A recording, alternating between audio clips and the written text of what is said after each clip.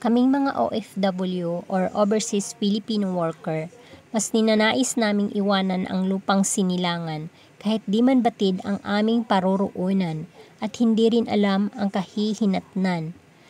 Bit-bit sa pag-alis, mga pangakot, pangarap na balang araw makakaahon din sa hirap at makakauwi sa pamilyang nangungulila na sa yakap. Ang bawat hirap at pagod ay kinakaya para lang maitaguyod ang naiwang pamilya. Minsay akala ng iba, buhay abroad ay masaya. At nagpakasarap lang sila, ngunit lahat ng pagod at problema ay napagdaanan na nila.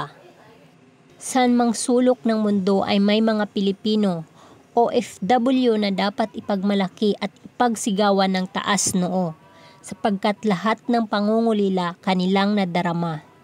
Ngunit pinipilit nilang magpakatatag, magtiyaga at lumaban para sa pag-uwi, mga pangarap ay matupad na. At ni kailanman, bansay di na kailangang lisanin pa.